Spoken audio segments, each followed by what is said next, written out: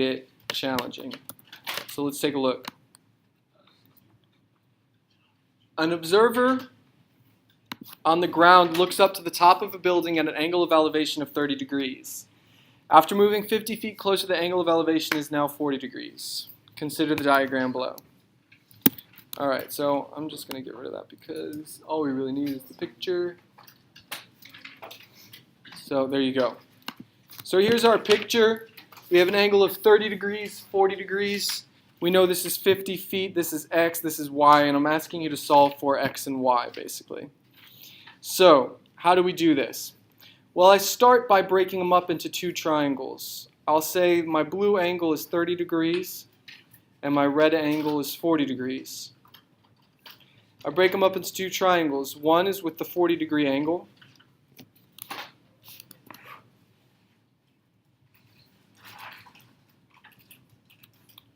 Okay, so this is 40 degrees here. And then this side would be y, and this side would be what? X. Good. All right. Now, and then I also have another triangle with the 30-degree angle. So I have 30 degrees.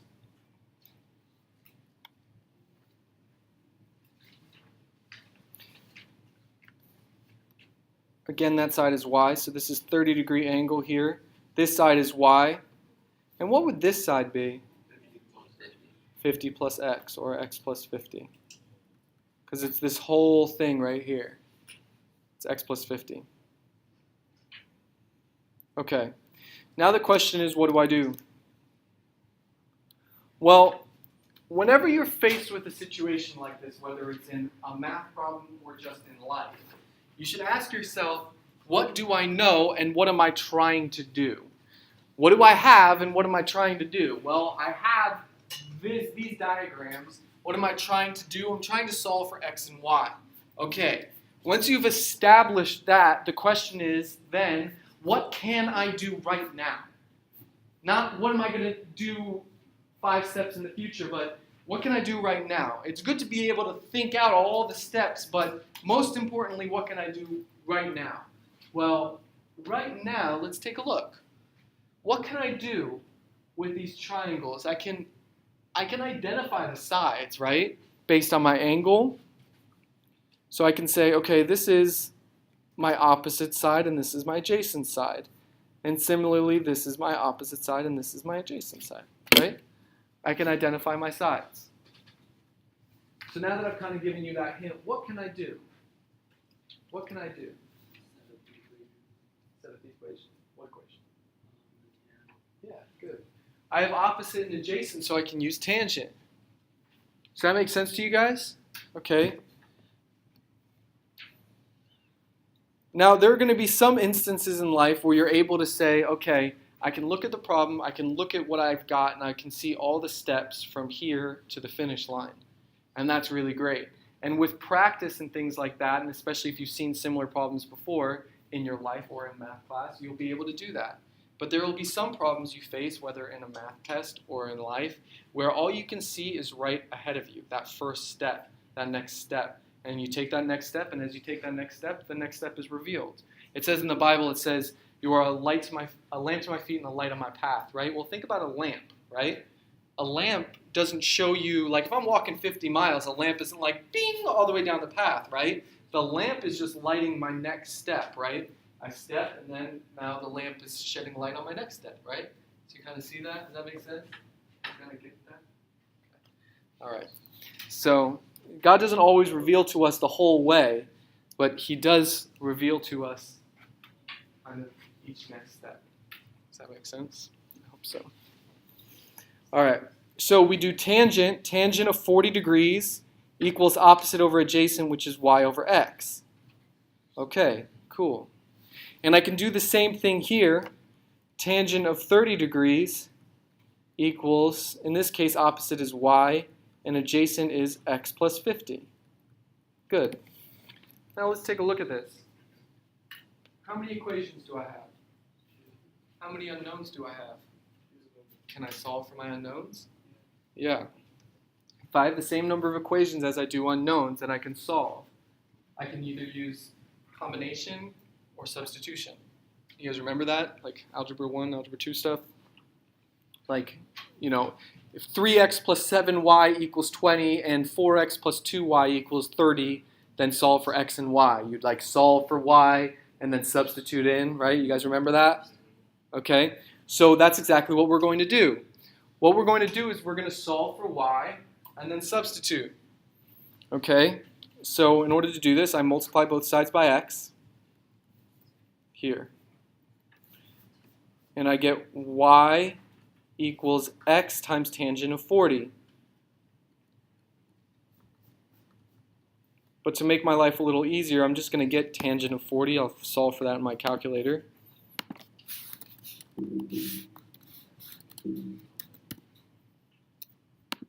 Tangent of 40 is 0.839. So this just becomes 0.839x. Cool. So y equals 0.839x.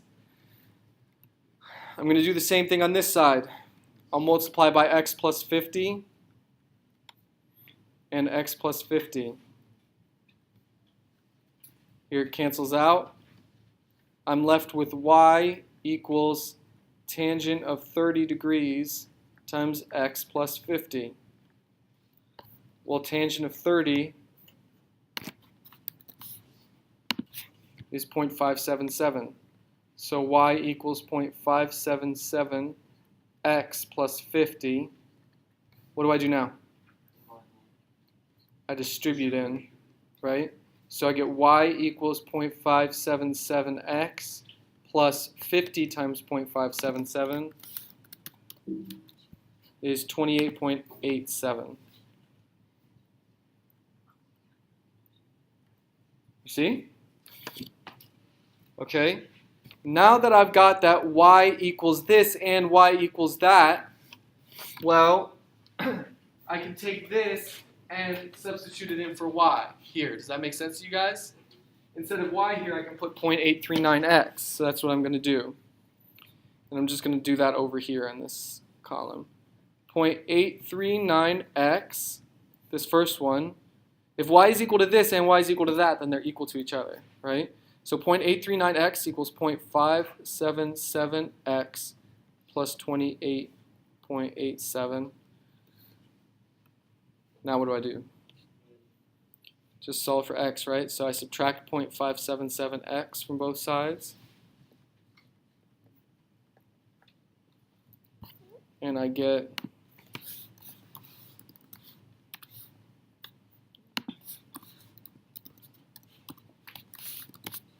0.262. So I get 0.262x equals 28.87. Divide by 0.262.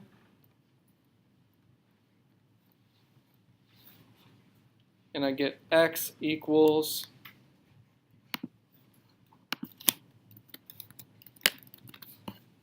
110.19. Cool. I've solved for x. That was one of the things I was looking to solve for. Now what do I do to solve for y? Plug it in right here. Y equals 0.839 times 110.19, or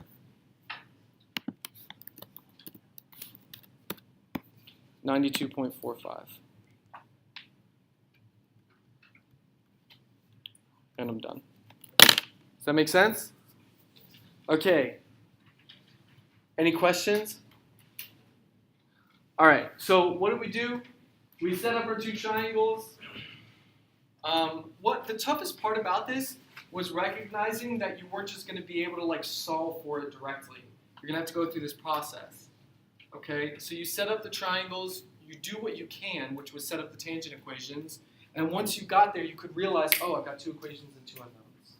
Since I have two equations and two unknowns, I just solve for y for both of them, set them equal to each other, solve for x, plug it back in to solve for y.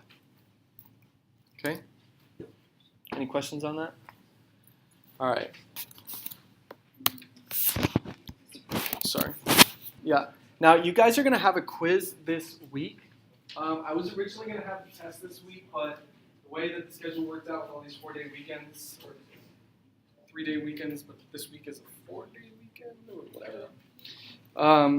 4-day weeks, I should say. With these 4-day weeks is that I just didn't have enough time. So you guys are going to have a quiz this week and a test next week.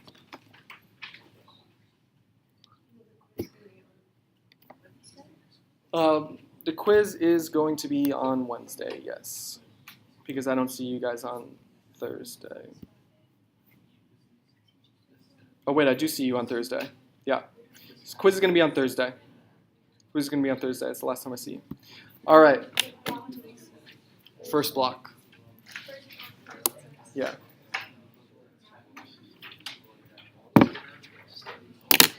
All right. Shh. Next. Now, everybody, pull out your inverse trig worksheet. This worksheet that I just handed you today.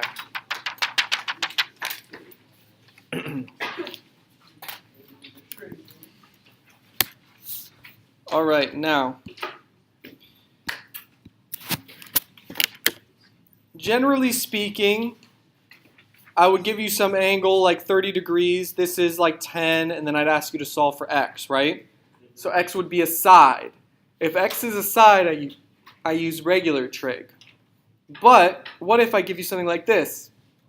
This is 4, and this is 5, and I ask you to solve for the angle.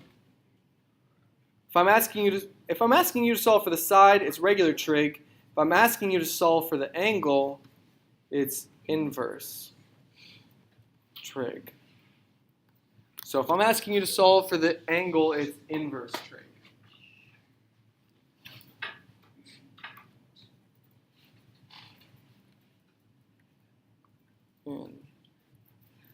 Inverse trig.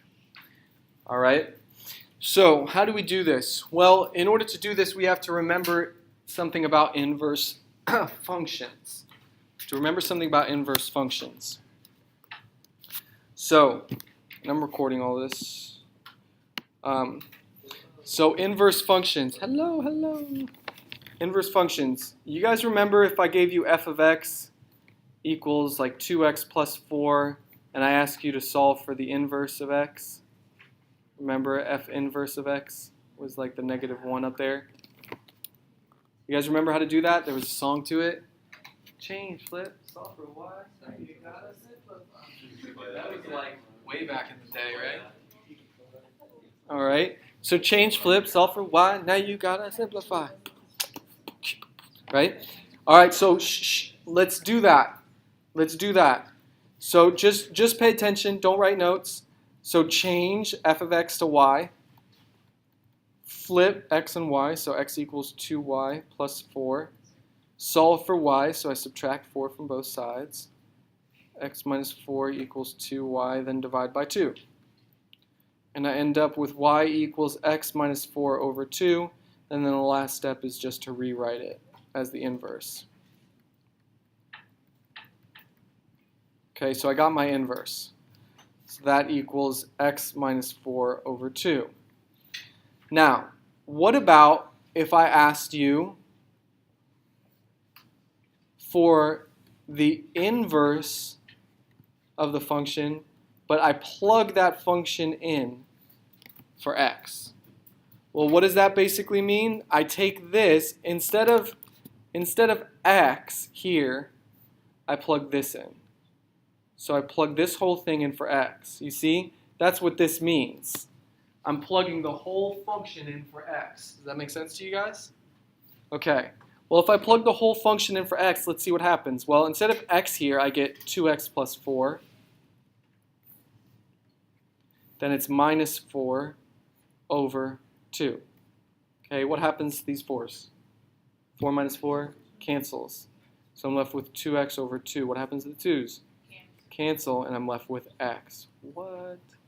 So if I've got the inverse and I plug in the function, so f inverse of f of x, basically it's like they cancel each other out and I'm just left with x, you see? So if I take the inverse, it's like they cancel each other out and I'm just left with x. Does that make sense to you guys? You see that? Okay, cool. Now, let's move it forward one step. let's say, now instead of just a regular function like that, I tell you that I've got some triangle. Here's the angle x. This is 4, this is 5. This is my opposite side and this is my hypotenuse. So I could tell you that the sine of x is equal to what? 4 over 5. Sine of x is equal to 4 over 5. But now I'm asking you to solve for x. What's that? What's x? I'm asking you to solve for that. How do I do that? That's the question. Well, let's take a look. What if I take the inverse sine of both sides? What happens to the inverse and the regular sine? It's like they cancel. And I'm left with x equals the inverse sine of 4 over 5. Whoa. How do I do this? That is the question. 4 divided by 5. Second inverse sine, 53.13. X equals 53.13 degrees. The inverse sine is something in your calculators. Everybody in your calculators now, see if you can get that the inverse sine of 4 over 5 is 53.13 degrees. If you don't have a calculator, pull out your phone. You're going to need a calculator for the quiz this week. You got to be able to get that the inverse sine.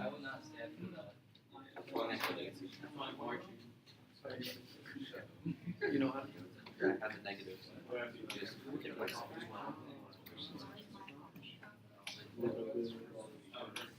Cool. All right.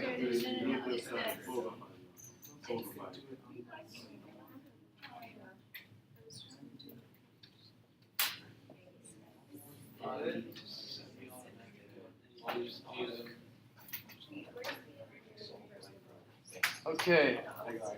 Any questions? Show me. That's just saying something.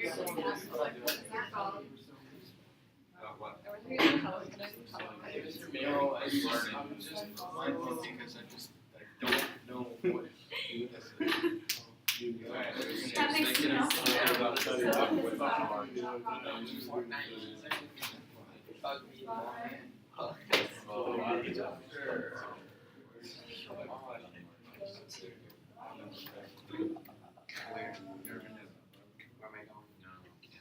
Oh, that's just good. All right. If you are not able to get that, you should have your hand raised. Nobody? You got it, Anna? You're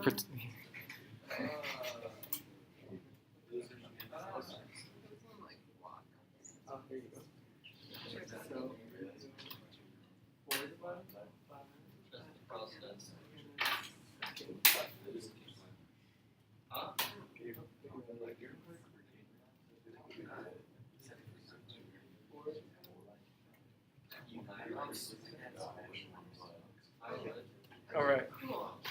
Okay. Shh. Cool. Now, everybody on your worksheets, you should have your worksheets out.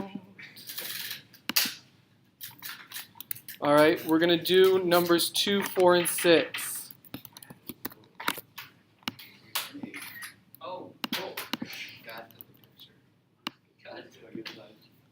All right. 2, 4, and 6. So guys, if sine of A is 0.515, then A is equal to the inverse sine of 0.515. Does that make sense to you guys? Yes. Sine of A is 0.515, then A is the inverse sine of 0.515. Just like that. Because I could have gone through the steps, right? I could have said, okay, sine of A is equal to 0.515. Take the inverse sine of both sides. Inverse sine of both sides. That's going to cancel. I'm left with A equals inverse sine of 0.515. That's cool, but it's also kind of a waste of time because you can just get it immediately.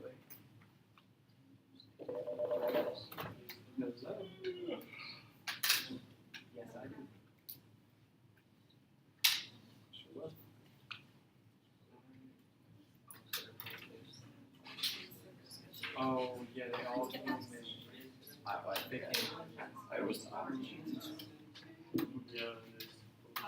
That's actually sorry. Got it.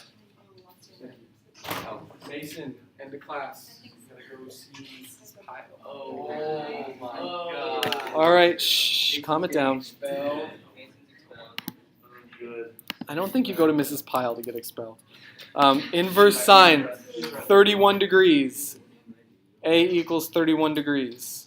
All right, if cosine W equals 0.6157, then W equals the inverse cosine of 0.6157. So get that.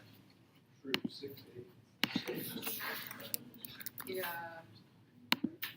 52 degrees. It's just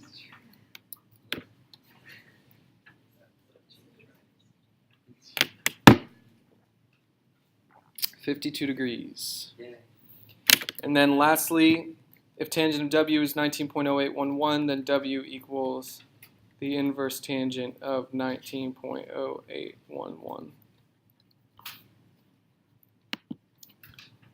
which is 86.999 or 87 degrees. There you go. That was great. Any questions on these? All right. Next. Oh, Oh. gotta go twice.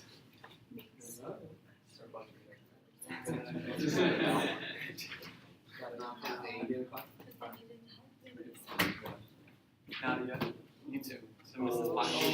Oh, comment down. It's Mrs. Pyle. She's probably gonna give you cookies. All right. All right. That's nice. See, there you go. All right, next. Let's look at number 10 and number 12, but just 10 first. So let's take a look. So this is asking you to solve for this angle. I'll call it x. Call this angle here x. Okay, so first thing you got to identify the sides. This is opposite, this is adjacent. So which one do I use? Tangent. So ordinarily you would say tangent of x equals opposite over adjacent, which would be 9 over 21. But you're asked to solve for an angle, so you're not talking about regular tangent, you're talking about inverse. X equals the inverse tangent of 9 over 21. If you're solving for an angle, you're using the inverse. 9 over 21, inverse tangent is 23.198, or just 23.2 degrees. 23.2 degrees. See? Simple as that. This is inverse trig. You guys might remember all these worksheets. I've been like, oh, don't do number like 2 or 8. We're doing because all you of don't know how to do that. Well, yeah, you don't have to do them now, but those are good practice problems if you do. But all those problems we're asking you to solve for angles. Now you know how to solve for angles. So you have a new tool in your tool belt. Yeah, Are we just using our calculator? pretty much. What did I just say, calculator? All right. Shh. All right, number 12. Number 12, let's take a look. We have 2 more to do, and then you're done. Number 12.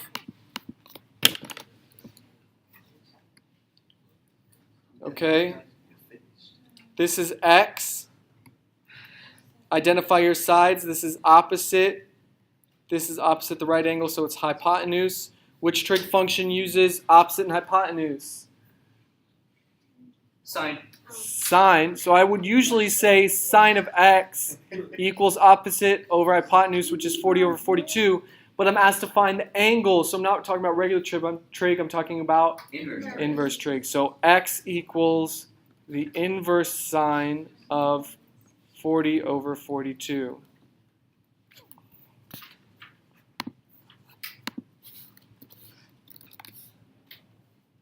Inverse sine, 72.25. And you're done. Hey. That's it. Hey. Stuff is pretty simple. Wow. It's like, Wow. Right? There's really no like algebra involved. It's not crazy. Just got to solve it. All right, next and finally, what about in the instance like number 20 where I'm given all three sides? ignore some of the sides. You can pick whichever one you want. Yeah. So all right. So we identify our angle, that's x. We identify our sides. This is opposite. This is hypotenuse. This is adjacent. Now I could use sine, cosine, or tangent. Generally speaking, I would just use sine or cosine, but I'll use sine. So usually it would be the sine of x equals opposite over hypotenuse, which would be 68 over 85. But it's inverse, so I'm talking about x equals the inverse sine of 68 over 85. And I get 68 over 85 inverse, what? Not a number. Because I didn't hit enter. 68 over 85 inverse sine is 53.13. If I knew this stuff, I'd probably get a higher score on my SAT. X equals 53.13 degrees. Does that make sense? Now, I could have done it the other way with cosine or tangent. I could have said x equals the inverse cosine of adjacent over hypotenuse, which would be 51 over 85. And I would get inverse cosine of 51 divided by 85. Well, that equals 0.6. Inverse cosine of that is 53.13. So we got the same answer. Or finally, I could have done inverse tangent. Obviously, you don't have to do all of these. Once you get the answer, you've got it. Opposite over adjacent is 68 over 51. Just doing this to prove the point that any way would work. You do 68 over 51. Inverse tangent of that is 53.13 degrees. So you got the same answer no matter which way you did it. Any questions? All right. So what is your homework? Your homework is to finish this worksheet. All of the inverse tangent goodness and all the inverse trigonometry, rather, front and back, including the critical thinking questions. So this stuff is pretty quick, though. It's like 26 questions, but it's pretty fast, as you can tell. So you should be able to get done with it pretty fast. Any questions? All right, that's it for the day.